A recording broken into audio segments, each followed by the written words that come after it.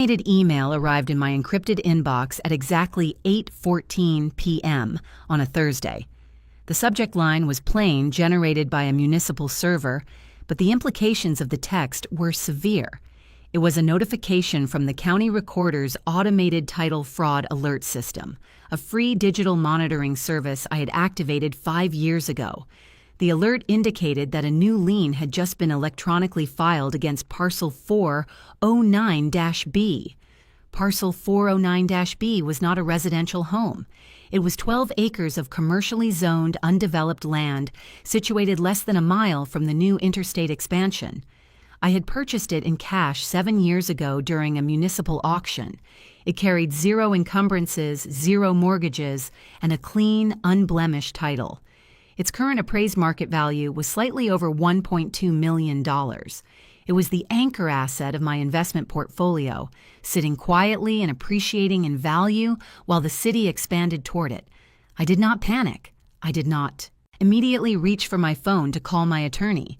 Panic is an uncontrolled emotional response that clouds judgment, and in cases of asset vulnerability, clarity is the only tool that matters. I set my coffee mug down on the kitchen island, opened my laptop, and logged directly into the county clerk's secure public portal. I paid the $20 expedited digital retrieval fee and downloaded the newly recorded PDF document. The file was 22 pages long.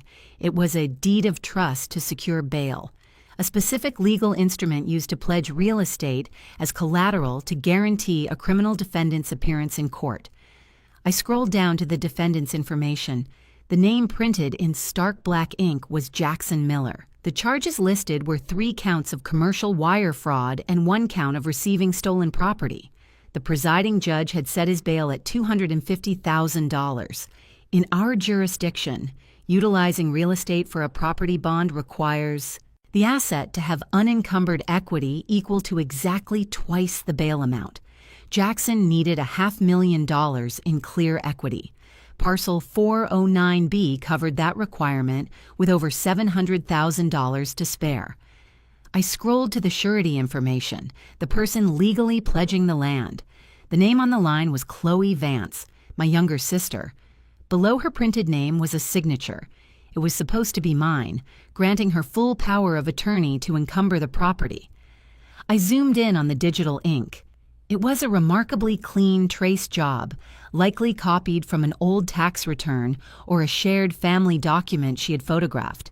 Beside the forged signature was a digital notary stamp, authenticating the document under penalty of perjury. The mechanics of her betrayal clicked together with cold, undeniable logic. Chloe had been dating Jackson for 8 months. He was a chronic grifter who funded his lifestyle through corporate shell companies and fraudulent invoices. Chloe was his chronic enabler, constantly making excuses for his behavior, blinded by a desperate need for validation. When Jackson was finally indicted and arrested, Chloe lacked the liquid cash to hire a bail bondsman who would have required a non-refundable $25,000 fee. Instead, she decided to use my financial stability to subsidize his criminal liability. She assumed the county clerk's office, overwhelmed with thousands of daily filings, would not thoroughly verify a digital notary stamp on an electronic submission. She assumed she could quietly pledge my land, Jackson would be released, he would show up for his trial, and the lien would eventually be dissolved without me ever knowing it had been placed. She treated my primary commercial asset like a temporary credit card.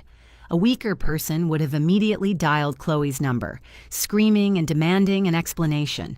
A weaker person would have driven to her apartment to confront her, giving her the opportunity to cry, manipulate the situation, or hastily attempt to withdraw the filing before the legal consequences solidified. I did not call her. I closed the PDF and disconnected from the municipal portal. If I confronted Chloe now, the issue remained a private family dispute. She could claim she was confused by the paperwork or that Jackson's associates had pressured her into the forgery. She would escape the full weight of the justice system. But to finalize a property bond of this magnitude, the paperwork had to be formally presented, reviewed, and approved by a sitting judge in open court. I checked the county criminal docket. Jackson Miller's bail review hearing was scheduled for tomorrow morning at 10 a.m. in courtroom 3B. That was the exact moment the trap would snap shut. Presenting a forged document to a federal or state judge to secure the release of an indicted felon elevates the crime from simple identity theft to felony perjury, fraud upon the court, and attempting to defeat the administration of justice. I was not going to stop her from making the attempt. I was going to let her walk the forged document all the way to the judge's bench. The next morning, I woke up at 6 a.m. I dressed in a tailored charcoal suit, attire selected specifically to convey complete professional authority in a judicial environment. I drove to my primary bank branch right as the doors unlocked at 8 a.m. I bypassed the tellers and requested immediate access to the secure vault. The branch manager escorted me to the subterranean level, where I used my key and biometric scan to extract my safe deposit box. Inside the steel box was a fireproof sleeve containing the foundational documents of my estate. I bypassed the corporate charters and the emergency cash reserves. I reached for a thick, heavy-stock manila envelope. Inside the envelope was the original, physical deed of conveyance for Parcel 409-B. It was not a digital printout, it was the master document. It was printed on archival-grade watermarked security paper. At the bottom of the final page, overlapping my authentic signature in blue ink, was the raised tactile intaglio seal of the county clerk's office, physically embossed into the fibers of the paper on the day of the cash purchase 7 years ago. It was an undeniable, unforgeable physical artifact proving complete, unencumbered ownership. I placed the original deed into my leather portfolio. I locked the safe deposit box, returned it to the vault, and walked out of the bank. The morning air was crisp and clear as I drove toward the county courthouse. Chloe believed she had orchestrated a flawless, victimless crime. She believed she was about to sit in the gallery and watch her boyfriend walk out of custody, financed by my hard work. She had no idea that the owner of the collateral was currently walking through the courthouse security detectors, holding the physical evidence required to completely dismantle her life. I checked my watch. It was 9:45 a.m. I walked toward the heavy oak doors of courtroom 3B, ready to let the legal machinery process her treason. The heavy oak doors of courtroom 3B swung open silently on their oiled brass hinges. The interior was a cavernous space of dark wood paneling, worn carpeting, and the low, persistent hum of the central HVAC system. It was an environment designed to strip away individual ego and enforce the rigid hierarchy of the judicial process. I walked down the center aisle, my leather portfolio secured firmly under my right arm, and took a seat in the third row of the public gallery. I did not sit directly behind the defense table. I chose a vantage point near the aisle, offering a clear line of sight to the bench, the bailiff's station, and the prosecution. At 9:55 a.m., the side door near the holding cells opened. 2 county sheriff's deputies escorted Jackson Miller into the courtroom. He was wearing an orange Department of Corrections jumpsuit, his wrists secured in standard, steel transport cuffs chained to a belly belt, his usual arrogant swagger. The demeanor he employed to charm investors and manipulate women like my sister was noticeably diminished by the sterile reality of the penal system. He was directed to sit beside a tired-looking public defender who was rapidly reviewing a thin stack of legal files. 2 minutes later, Chloe walked through the main gallery doors. She wore a tailored beige blazer and dark slacks, an outfit clearly selected to project an aura of responsible, upper-middle-class stability. She walked with a noticeable lightness in her step, a manufactured confidence born from the delusion that she had successfully outsmarted the system. She took a seat in the front row, directly behind Jackson. As he turned his head to look at her, she offered him a warm, reassuring smile and a subtle nod. She was entirely convinced that her fraudulent electronic filing from the previous evening had bypassed all municipal scrutiny. She believed She was the savior of the morning. She did not scan the room. She did not look over her shoulder. Her focus was entirely locked on the man she was attempting to rescue. She remained completely oblivious to the fact that the legal owner of the 12 acres she had just pledged was sitting less than 20 feet away. At exactly 10 a.m., the door behind the elevated wooden bench opened. "All rise!" the bailiff commanded, his voice echoing cleanly off the walls. Judge Harrison took his seat. He was a veteran jurist with a reputation for zero tolerance regarding procedural anomalies and docket delays. He adjusted his reading glasses, opened the master ledger on his desk, and immediately began calling the morning calendar. Docket number CR-23-884, Judge Harrison read into the microphone, his tone entirely transactional. State of New York versus Jackson Miller. Charges include 3 counts of commercial wire fraud and 1 count of receiving stolen property. The court previously set bail at $250,000. Counsel, I see a motion for a property bond was filed electronically late yesterday evening. State your appearances. The public defender stood up, adjusting his tie. Mark Jenkins for the defendant, Your Honor.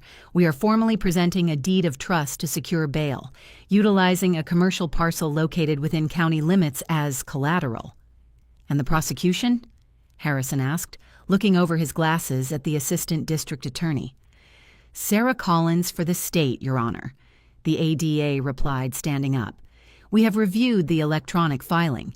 The county tax assessor's database confirms parcel 409-B has an appraised market value of $1.2 million. A title search pulled this morning indicates 0 outstanding liens or encumbrances. The equity threshold is met. Provided the surety is present in the courtroom to verify the pledge under oath, the state has no formal objection to the bond. Chloe shifted in her seat, her shoulders dropping in a clear display of relief. She had cleared the primary hurdle. The prosecution had accepted the digital paperwork. The trap she had built for herself was now fully armed and waiting for the final trigger. Very well, Judge Harrison stated, turning his attention to the gallery. Is the surety present? The individual pledging the property must approach the podium. Chloe stood up. She smoothed the front of her beige blazer, projecting an image of total composure, and walked through the swinging wooden gate that separated the gallery from the well of the court. She approached the central podium, her hands resting confidently on the edges of the wood. State your name for the record, Judge Harrison instructed, picking up his pen. Chloe Vance, Your Honor, she answered, her voice clear and unwavering. Ms. Vance, you understand that by pledging this commercial property, you are guaranteeing the defendant's appearance at all future court dates? Harrison asked, looking directly at her. If Mr. Miller fails to appear, the county will execute a foreclosure on parcel 409-B, and you will forfeit the asset entirely. Do you comprehend the severity of this financial commitment? I do, Your Honor, Chloe replied smoothly. She didn't hesitate. She was pledging an asset she didn't own, risking a financial empire I had built, all to secure the release of a chronic grifter. The depth of her betrayal was staggering, yet she wore it with total ease. Harrison looked down at the printed copy of the electronic filing on his desk. The deed lists the primary title holder as... Harrison paused, his eyes scanning the digital signature line. It appears the property is solely titled under a different first name. You are acting as the authorized agent for the property owner? Yes, Your Honor, Chloe lied, her voice remaining perfectly steady. She had rehearsed this. My sister is the sole title holder. We manage our real estate portfolio together. She signed a full power of attorney yesterday, granting me the legal authority to encumber the parcel for this specific bond. The notarized authorization was included in the electronic filing packet. Judge Harrison flipped to the last page of the document. He examined the printed digital notary stamp and the forged signature. To the naked eye on a standard black and white court printout, it looked like a standard legally binding administrative transfer. He reached for his wooden gavel, prepared to strike the sounding block and finalize the release order. Jackson Miller let out a breath he had been holding, turning to look at Chloe with a triumphant smirk. Chloe smiled back, the victory fully cemented in her mind. She had won. She had beaten the system, utilized my hard work, and suffered zero consequences. I unzipped the heavy brass zipper of my leather portfolio. The metallic sound was sharp and distinct in the quiet courtroom. I stood up from the wooden bench in the third row. "Your Honor," I stated clearly, my voice slicing through the procedural silence, carrying the freezing, undeniable weight of true ownership. "The court is currently reviewing a fraudulent document. I am the sole owner of Parcel 409-B. I did not authorize this bond, and the signature on that paperwork is a felony forgery." Chloe froze. The triumphant smile vanished from her face instantly, replaced by a look of sheer, unadulterated terror as she turned around and saw me standing in the center aisle. I did not raise my voice, nor did I display any emotional distress. The mechanics of the courtroom required strict adherence to facts. The assistant district attorney turned sharply, her professional demeanor instantly replaced by heightened alert. The public defender physically stepped away from his client. The gravity of the judicial system was about to collapse entirely upon her. The echo of my voice hung in the cavernous space of courtroom 3B. Judicial environments are specifically engineered to maintain strict procedural order. Sudden interruptions from the public gallery are immediately treated as hostile disruptions. The bailiff, a heavy-set sheriff's deputy standing near the holding cell door, instantly unclipped the retaining strap on his duty belt and stepped forward, his eyes locking onto my position in the third row. Judge Harrison did not shout or strike his sounding block. He possessed the seasoned composure of a man who had presided over thousands of criminal proceedings. He lowered the printed electronic file, removed his reading glasses, and fixed his gaze squarely on me. "Ma'am," Judge Harrison stated, his tone carrying a freezing administrative warning. "This is a formal bail review hearing. Unsolicited outbursts from the gallery result in immediate removal from the courthouse and potential citations for contempt. If you have a civil claim regarding this property, you must file an injunction with the county clerk's office on your own time." "I am not here to file a civil injunction, Your Honor," I replied, maintaining a perfectly level, unyielding volume. I stepped out of the wooden pew and walked down the center aisle toward the swinging gate that separated the gallery from the well of the court. "I am here to prevent the state of New York from inadvertently facilitating a felony. The woman standing at the podium, Chloe Vance, has submitted a digitally forged power of attorney. She does not own the commercial collateral.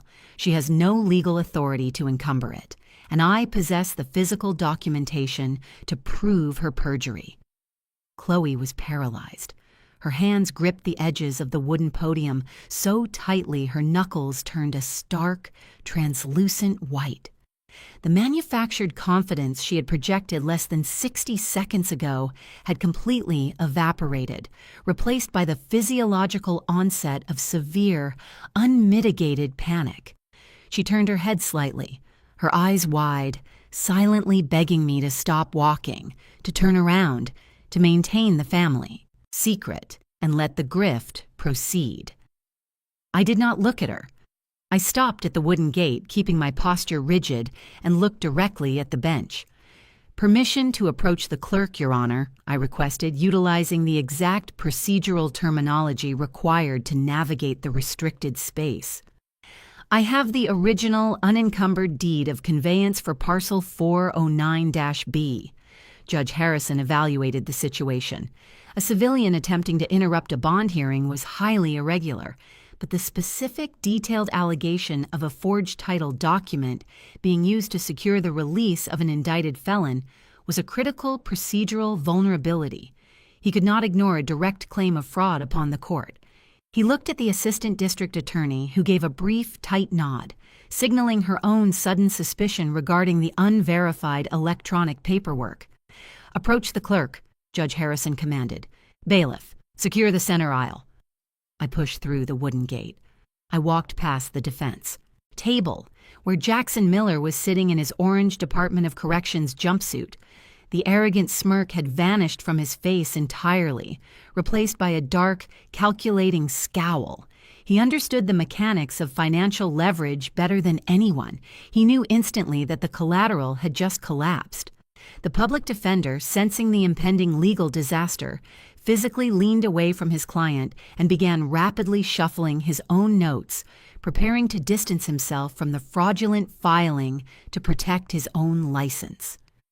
I stopped precisely 2 feet to the left of the podium where Chloe was standing. I could hear her breathing, shallow, rapid, terrified intakes of air. I unzipped the heavy brass zipper of my leather portfolio and extracted the thick manila envelope. "Your Honor," I stated, retrieving the master document. "The electronic file submitted to this court late yesterday evening relies on a digital notary stamp and a flattened traced signature. It is an unverified, easily manipulated PDF. What I am handing to the bailiff is the original physical deed of conveyance, executed 7 years ago during a municipal cash auction." I handed the document to the bailiff, who carried it up the steps to the judge's bench and placed it on the polished wood.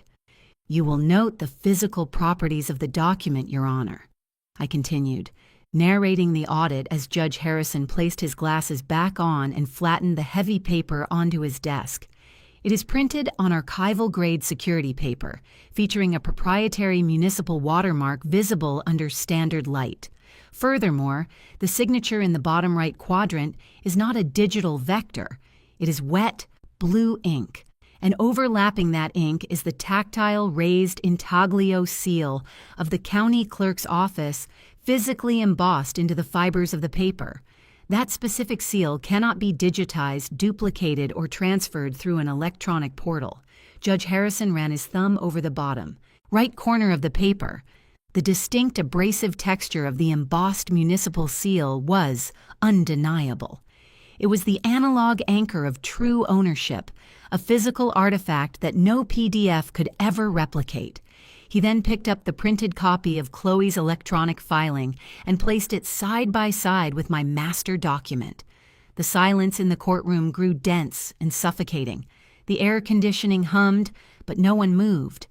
The assistant district attorney stepped toward the center of the well, her eyes fixed on the bench, realizing the state had been mere seconds away from releasing a high-risk defendant based on a fabricated lien. Judge Harrison's demeanor underwent a total transformation. The administrative neutrality vanished. The seasoned jurist realized he had just been lied to directly, on the official record, by a civilian attempting to manipulate his courtroom. "Ms. Vance," Judge Harrison said. He was not speaking to me. He was addressing Chloe. The temperature in the room seemed to plummet. "You stood before this bench less than 3 minutes ago and explicitly stated, under oath, that you possessed a valid, notarized power of attorney to encumber this commercial asset." Chloe opened her mouth, but her vocal cords failed to produce a sound. She looked at Jackson for support, but he was staring at the table, entirely unwilling to associate himself with her failure. She looked at me, her eyes brimming with tears of sheer desperation. I thought," Chloe stammered, her voice a fragile, broken whisper echoing through the microphone on the podium. "It's my sister's land. We are family. I thought she wouldn't mind if I just used it temporarily to get him out. He promised he would go to trial. I was going to take the lien off later. It was just temporary." She had just confessed, in open court, on the official audio record surrounded by sworn officers of the law. "You thought she wouldn't mind?" Judge Harrison repeated, his voice dropping into a register of freezing, unequivocal judicial wrath. He slowly picked up the fraudulent electronic printout and held it in the air for the entire courtroom to see. "You utilized a municipal server to file a fraudulent lien against $1 million commercial property. You forged a signature. You misappropriated a digital notary stamp. And then you walked into a court of law and committed perjury in a calculated attempt to secure the release of an indicted felon facing federal wire fraud charges." The judge dropped the paper back onto his desk. The sound of it hitting the wood was remarkably loud. "Counselor," Judge Harrison snapped, looking directly at the assistant district attorney. "The property bond is categorically rejected. The defendant, Jackson Miller, remains remanded to county custody without bail. He is a demonstrated flight risk whose associates are actively engaged in attempting to defraud this court." Jackson Miller cursed under his breath as the two sheriff's deputies immediately stepped forward, grabbing his arms to escort him back through the side door to the holding cells. He didn't look back at Chloe. His primary source of funding had just been neutralized. But the judge was not finished.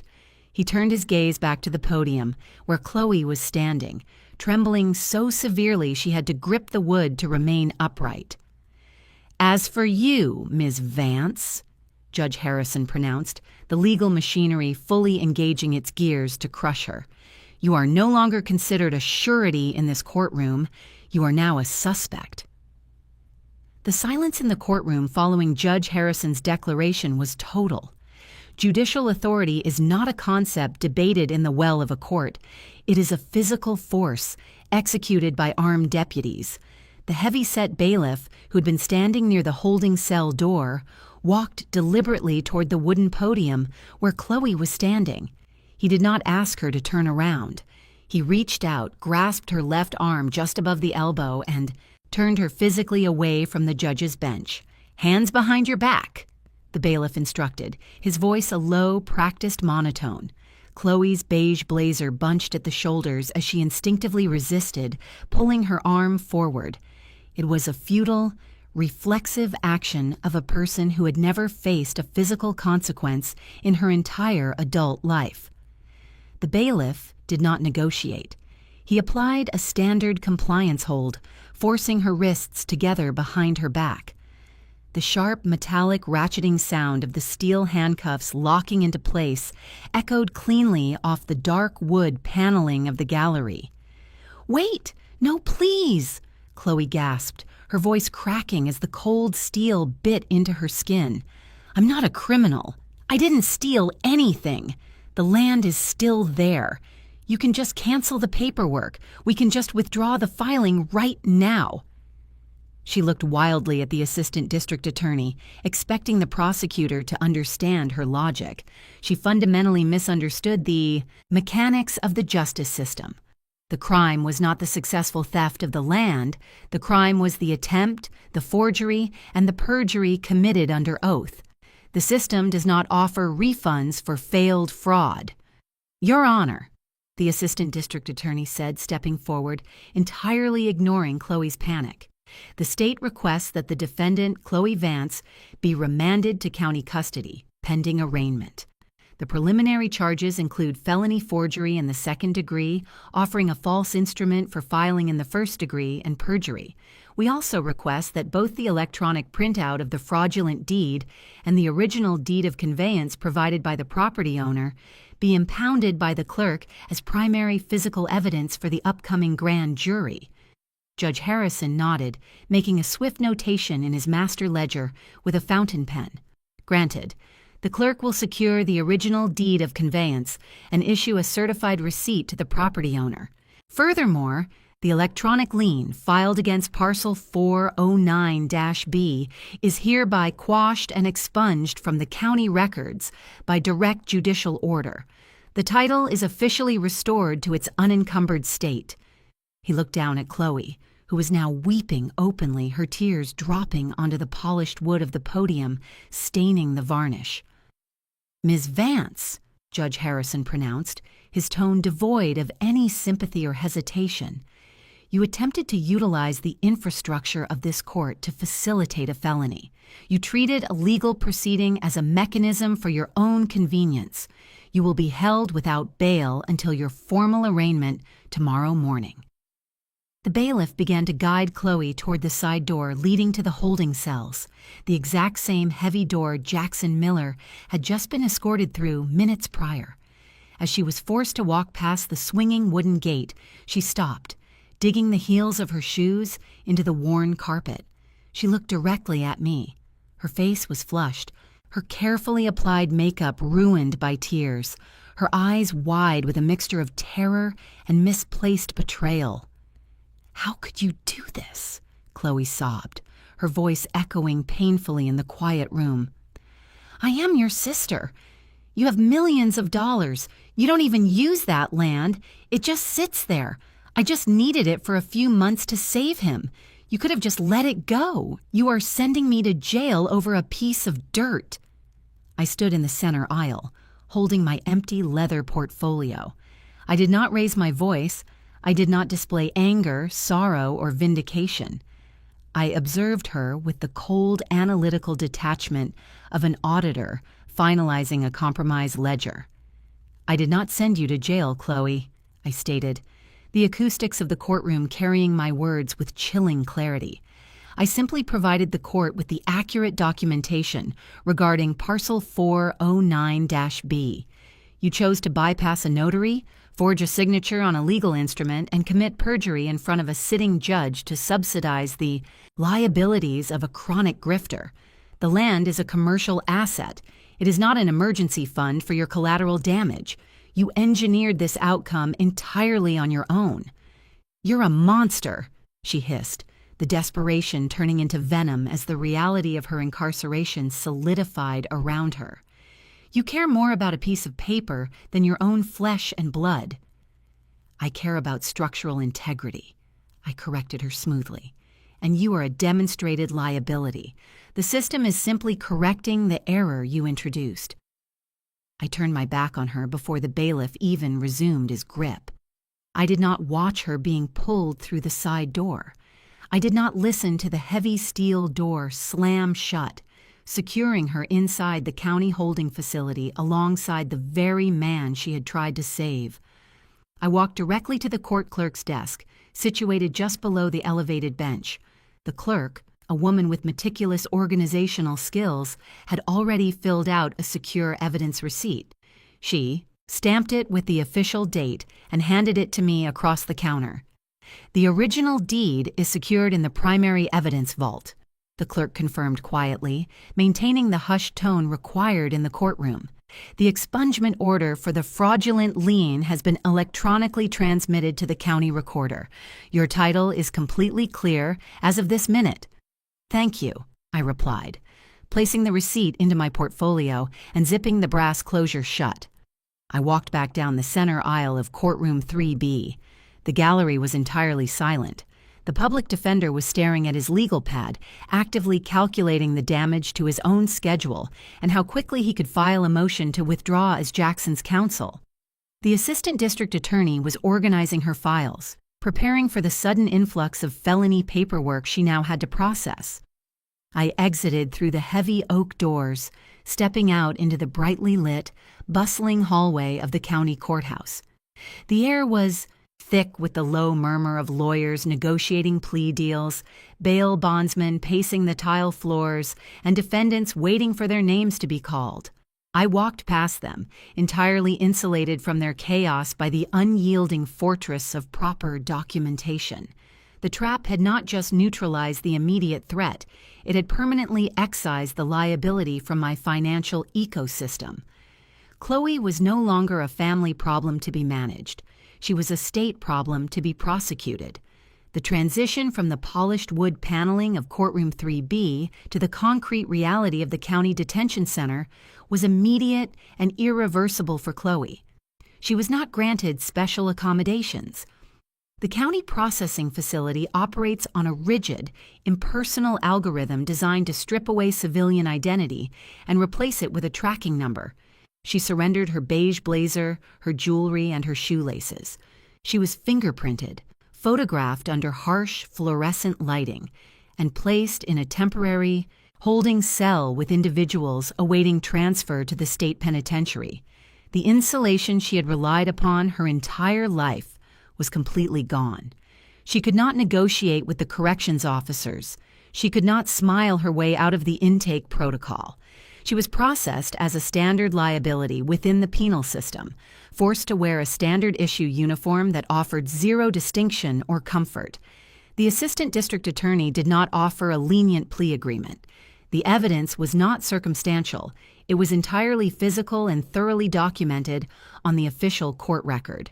The prosecution possessed the forged electronic filing, the digital notary logs tracking the IP address of the submission directly to Chloe's apartment router, and the certified audio transcript of her perjury in front of Judge Harrison. Furthermore, they held the master deed of conveyance, securely vaulted by the court clerk, proving the undeniable ownership of Parcel 409-B. The grand jury convened within 72 hours. They reviewed the material evidence, analyzed the forged signature, and returned a true bill of indictment. Chloe was officially charged with felony forgery in the second degree, offering a false instrument for filing in the first degree and perjury in the second degree. Faced with this insurmountable wall of evidence, Chloe's public defender advised her that a trial would be entirely futile.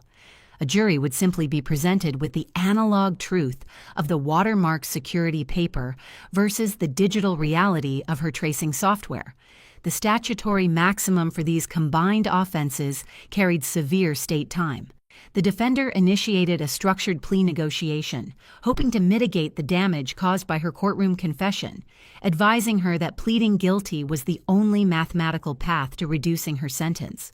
During this period, I initiated a comprehensive audit of my entire financial portfolio.